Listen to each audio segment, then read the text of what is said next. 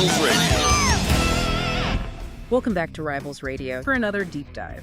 Great to be back. Year one closed out with an absolute bang at the Rivals Cup, didn't it? It really did. And the off-season, wow, just completely unprecedented drama. Yeah, the free agency period, all the trades, coaching changes.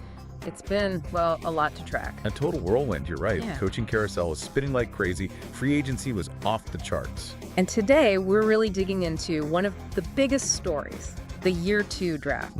Specifically, we're going to examine those top 10 picks, especially after, well, a monster shakeup involving the number 1 overall pick. Yeah, that whole situation is fascinating. You'd normally expect the team with the worst record to get that top pick, right? Standard procedure. But here's where it gets wild. Yeah. That number 1 spot. It now belongs to the Brawlers, the reigning Rivals Cup champions. It's almost unbelievable. And it really stems from that Andrew Frost situation. Year 1 MVP, Rivals Cup MVP. Demanding that trade. Wanted to be closer to home and become the highest paid player in the league. Which is a huge demand. So the Brawlers, led by GM Doug Baxter, Yeah. they did what many thought was unthinkable. Shipped Frost off to the Portland Grunge. And the return was massive. Boatload of picks, yeah. Including number 3 overall. Exactly, number 3 overall. Plus, they got that second-year edge rusher, Brandon Smith. Right, Summit. So that deal alone, it felt like a big win for both teams in different ways. But wait, there's more. Always is this offseason. Houston Hoplites' new GM, Mac McCarthy, he was apparently shopping that original number 1 pick. Okay. And Buffalo just pounced. They worked out another deal, traded up from number 3 all the way to number 1. Whoa. And they picked up veteran QB Glenn Huntington in that deal, too. So let me get this straight. They win the cup. They're picking last at 32. Then they trade Frost, jump up to 3. Yep. And then they trade again to get all the way to number 1 and add a QB. That's the sequence. Incredible maneuvering by Baxter. But it definitely came at a cost, a steep one. Had to. What did they give up? Well, to get that hashtag 1 spot and Huntington, they had to move some real talent. Tight end Daniel Barrington, remember his playoff explosion? Oh, yeah, the Apex Championship game, 3 touchdowns, then another in the cup. Huge. Gone. And Dirty Dom Metcalf, the wideout, 16 touchdowns last year. He's gone, too. Where'd he end up? Mexico City reunites with his old OC, Gary Crawford, who's their new head coach now. Wow. Plus, younger guys, too. Middle linebacker Adam McGowan and corner Darren Sherman. They went to Houston in that hashtag 1 pick deal. So they shed a lot of proven talent, which brings us to the massive question. What do they do at number 1? Exactly. Frost is gone.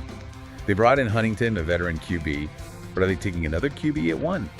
Baxter did hint this college season was all about the QB for them. It seems likely, doesn't it? Like a massive strategic pivot. Giving up proven stars for a potential future franchise guy. Genius or risky? Time will tell. It's certainly unprecedented for a champ. Okay, so this completely reshapes the top of the draft. Buffalo's at 1. Who follows? Well, Mexico City is sitting there at number 2 with their new coach, Gary Crawford. Interesting dynamic there. Then Houston is back on the clock at 3, thanks to getting Buffalo's pick in that in trade. Right. And the rest of the top 10. You've got San Antonio Law, Orlando Sharks, Melbourne Marauders, Omaha Railstorm, Vancouver Mammoth, Honolulu Surf, and the New York Nightmare rounding it out. Quite a lineup. And connecting this to the bigger picture, this whole offseason has just been seismic. Totally. 5 head coaching changes. You mentioned Crawford. Okay, speaking of big overhauls, number 2 pick, the Mexico City Firebirds. They also had a really challenging year. Definitely did. What do the Firebirds need to prioritize to stop the bleeding? Well, for the Firebirds, the analysts are pointing everywhere, almost. Quarterback's a big one, for sure. Breedlove, Burt Bean, Troy Hill are names linked there. They need stability. Okay. Defensively, outside linebacker, they need someone who can get after the passer. Their pass rush was just missing last season, so Brian Pillman III, Vince Williams, those guys make sense. Get some pressure. Right. And crucially, protection. Always protection. Left tackle is the spot they're looking at. Tim McFarland, Derek Sims, guys who can lock down that blind side. Now, this is interesting, though. The expert prediction is a bit different. Left guard, Brandon Banks at number 2. Ah, okay. Focusing inside on the O-line instead of maybe QB or LT. What does that tell you?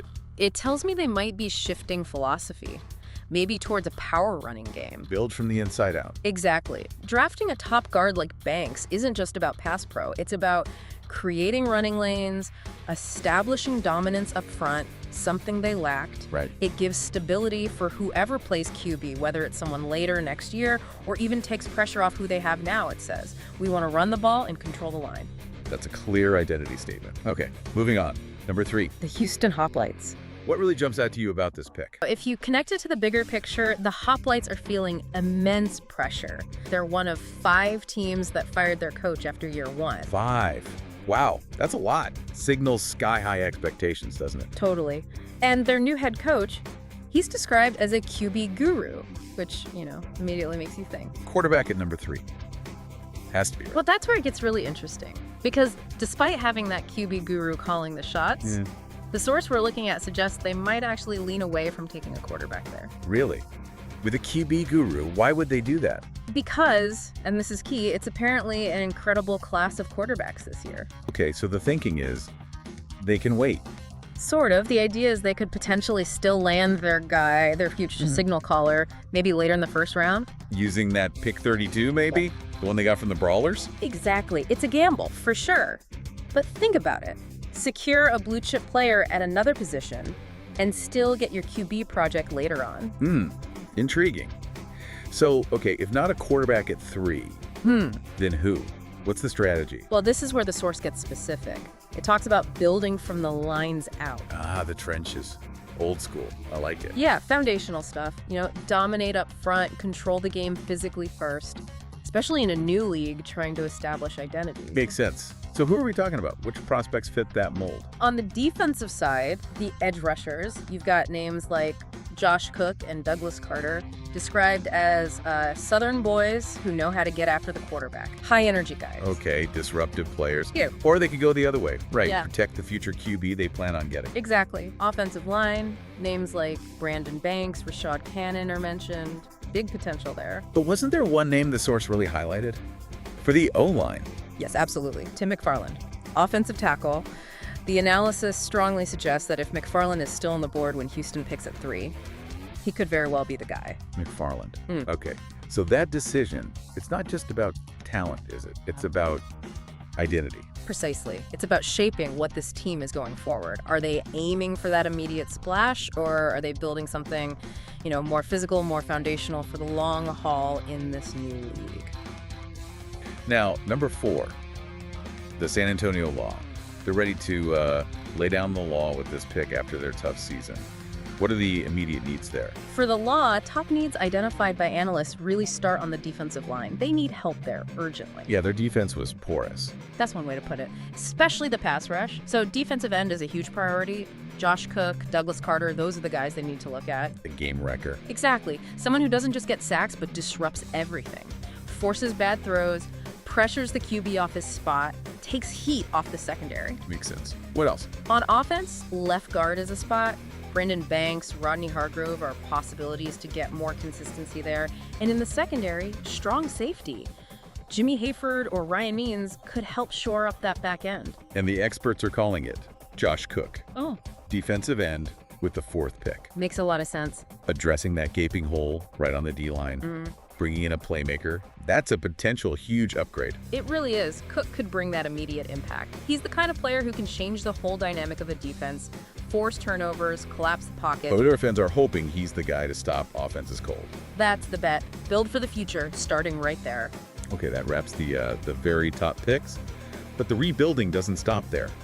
Now we're into strategic shifts, defensive focus, offensive boosts, targeted improvements. Right. These picks are about making an immediate impact in specific areas. Who kicks off this next group? That would be the Orlando Sharks, holding the 5th pick after their own tough campaign. They've got some targets, especially on D. Okay, the Sharks. Top needs, our scouts say, start at defensive end. Douglas Carter, Eric Fogel. Need to get that pressure going, something they really lacked. Definitely. Also focusing hard on outside linebacker. Yeah. Vince Williams, Brian Pillman III. Options to boost the pass D, add versatility. Yep. Needs speed and coverage ability there. And in the secondary, free safety is crucial. Christian Besigalupi, Chris Love mentioned to, stop those big plays over the top. And the word on the street, the expert prediction. Douglas Carter. Defensive end with the 5th pick, really doubling down on fortifying that D-line. Carter's got a relentless motor, can play all 3 downs. This pick really stresses their focus. rebuild the defense first, make it formidable again. All right. Next up, number 6, Melbourne Marauders. After a disappointing season for them, what's on their kind of diverse list of needs? The Marauders, yeah, they've got a few spots to hit if they want to get back on track. Top needs, analysts say, start at outside linebacker. Cool. Howard Burnett, Isaiah Brigham, Brian Pillman III, looking to boost that pass rush, add intensity. Makes sense? But they're also looking offense, wide receiver. Yeah. Kyle Morris, Oliver Dennis, Dominic Gooden need to give their passing game a shot in the arm. Incredible. Andrew Smith, Raymond Carter, Carl Shaw need to solidify the heart of that O-line. And the expert prediction for Melbourne is Andrew Smith, center, anchoring that interior line, providing stability. Why is center such a high priority, you think, when they need help elsewhere too? Well, a top center like Smith, he's kind of the QB of the O-line, right? Makes the calls, identifies blitzes, ensures clean snaps, sets the tone for the run game. Silent leader. Exactly. For a team with multiple needs, getting that reliable leadership in the middle ensures the offense has a solid platform. You build outwards from there, makes everything else work better. Good point. Okay, number 7, Omaha Railstorm. After a tough year, looking to make some noise with this pick, spark a revival, top needs. Railstorm's needs, according to the board, start with outside linebacker again. Vince Williams, Howard Burnett need more playmaking in that front 7. Okay. Also center. Justin Gray, Raymond Carter are options there to improve the O-line. And inside on defense, defensive tackle Eric Branch is a name to watch. Stop the run, push the pocket. Now here's a bit of a curveball. Experts predict the Railstorm draft. Halfback Stephen Smith. At number 7, Whoa, okay. with other big needs, especially on D, is picking a running back this high. Kind of risky. It's definitely a bold move, yeah. But it signals a clear plan, establish a strong run game, take pressure off the QB. And Smith is special. He's seen as that kind of back. High volume, breaks tackles, turns 2 yards into 6. This pick could ignite their whole offense, open up play action, give them a physical edge. So they see him as a potential game changer. Looks like it. Sometimes you need that elite talent at a skill spot to jumpstart everything. They clearly think Smith can be that guy for their ground attack. Last one in this group, number 8, Vancouver Mammoth. After a rough year for them, what do they need to fix? The Mammoths' top needs, analysts say, start at outside linebacker. Brian Pillman III, Howard Burnett again, need that edge presence, more pressure. Familiar theme there. It is. Also quarterback. Kyler Knight, Val Vega, maybe even Will Hall, the Heisman winner from last year, need a new leader for the offense, someone to spark the passing game. And on the O-line, right guard, David Engel, Anthony Greer, Kyle Porter are names mentioned. Strength and protection, open run lanes. But the expert prediction for the Mammoth is left tackle, Derek Sims, with the 8th pick. Back to the trenches. All about bolstering that offensive front. Is it always about the O-line in these spots? Feels like it sometimes. Well, often, yeah. It's hard to succeed without being solid up front. Sims is seen as a top blindside protector. Right. This pick ensures they get that desperately needed protection for whoever is at QB and helps the run game get going too. The Mammoth are clearly thinking foundation first, build a strong physical identity. Okay, we are down to the last 2 teams in our bottom 10 rundown. Number 9 and 10, teams deciding maybe offense or defense, that one difference maker. Yep, these are crucial picks for teams right on the edge. Kicking off the final pair, the Honolulu Surf, number 9 pick. After a challenging season, what's their board look like? The Surf's top needs, analysts see them starting at defensive end. Eric Fogel, Matt Sanders, Mike Jones need to improve that pass rush, disrupt things more. Okay, get pressure. Then on offense, wide receiver. Oliver Dennis, Dominic Gooden, Kyle Morris. Need more weapons for their quarterback, add some danger to the passing attack, and left guard. To protect that QB, Rodney Hargrove, Kyle Porter could strengthen the interior line, provide a cleaner pocket. Got it. And the experts predict the Surf draft. Oliver Dennis, wide receiver, at number 9. Okay, boosting the offense. Signals they want more firepower, give their QB another weapon. What's special about Dennis? Why him so high? Dennis is seen as a real game changer. Explosive speed, reliable hands. He can stretch the field, take the top off the defense, but also move the chains. Versatile. Yeah. For a team that struggled offensively, Dennis provides that immediate spark. Playmaking ability, someone who can score from anywhere, really. Get the crowd going. Put points up. Okay. Rounding out her top 10, the New York Nightmare, holding the 10th pick after a difficult season. What's their plan for a comeback? The Nightmare's top needs, Analysts point first to outside linebacker Howard Burnett, Vince Williams, Brian Pillman III. Need to bolster the pass D, create more turnovers. That was a big issue last year. Turnovers win games. They certainly help. Also looking at quarterback, Shelton Atkins, Brandon Frank, Troy Hill are options to find that new signal caller, hopefully the face of the franchise. I'd like to surf. Wide receiver is key. Kyle Morris, Chris Johnson, Dominic Gooden. Need more consistent production from the passing game. And the expert prediction for the nightmare is Kyle Morris, wide receiver, with the 10th pick. Another receiver goes off the board. Highlighting that need to address critical spots for a resurgence, giving their offense a serious boost, a playmaker to stretch the field. These teams are really at a crossroads, aren't they? Absolutely. Pivotal moment, shaping their future with these early picks, hoping to turn things around. What a list. Each pick, potentially franchise-altering, that's the full top 10, and just in time as we really head into draft season. Couldn't ask for better insights. That wraps up our deep dive for today, Rivals Nation. Make sure you're following all the league socials, subscribe so you don't miss anything. Definitely. And hey, the college season, only a few weeks away. Get ready for more action, more rivalries heating up, more legends starting their journey. Thank you for listening from Rivals Radio. And as you think about these draft picks, consider this. How will these selections not just reshape these teams, but maybe spark new rivalries? How will they add to the legacies in the Football Rivals Pro and College series for years ahead? You know, the path to becoming a legend, it often starts right here, with these early picks.